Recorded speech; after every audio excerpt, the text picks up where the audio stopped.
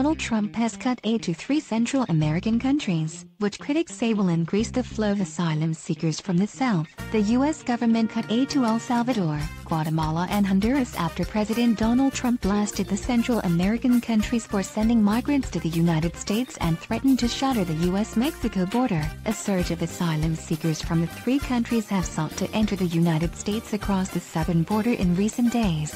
On Friday, Trump accused the nations of having set up migrant caravans and sent them north. Trump said there was a very good likelihood he would close the border this week if Mexico did not stop immigrants from reaching the United States. Frequent crosses of the border, including workers and students, worried about the disruption to their lives the president's threatened shutdown could cause. At a rally on the border in El Paso, Texas, Democratic presidential hopeful Beto O'Rourke denounced Trump's immigration policies as the politics of fear and division. A State Department spokesman said in a statement it was carrying out Trump's directive by ending aid programs to the 3 Central American nations, known as the Northern Triangle. The department said it would engage Congress in the process, an apparent acknowledgement that it will need lawmakers' approval to end funding that a congressional aid estimated would total about $700 million.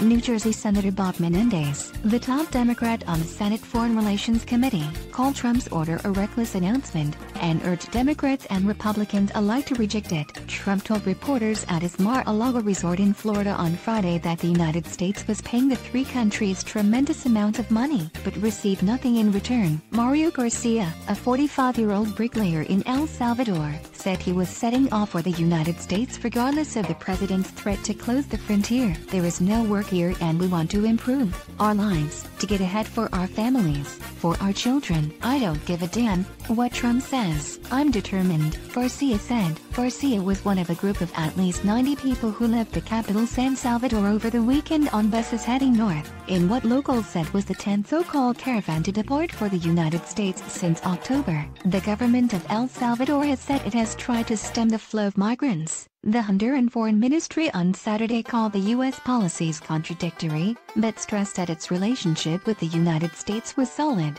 close and positive. Trump, who launched his presidential campaign in 2015 with a promise to build a border wall and crack down on illegal immigration, has repeatedly threatened to close the frontier during his 2 years in office but has not followed through. This time, Homeland Security Secretary Kirstjen Nielsen and other U.S. officials say Border Patrol officers have been overwhelmed by a sharp increase of asylum seekers, many of them children and families who arrive in groups, fleeing violence and economic hardship in the Northern Triangle. March is on track for 100,000 border apprehensions, Homeland Security officials said, which would be the highest monthly number in more than a decade. Most of those people can remain in the United States while their asylum claims are processed, which can take years because of ballooning immigration court backlogs. Nielsen warned Congress on Thursday that the government faces a system-wide meltdown as it tries to care for more than 200 unaccompanied children and 600 migrant families in its custody.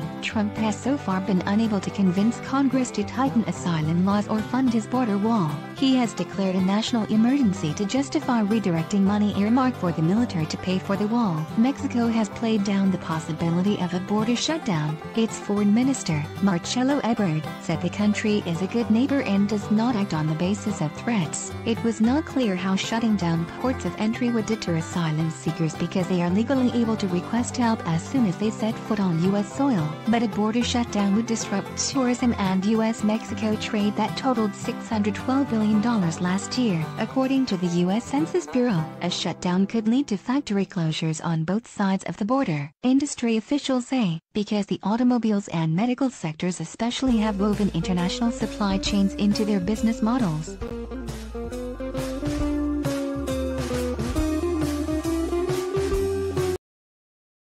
Yeah.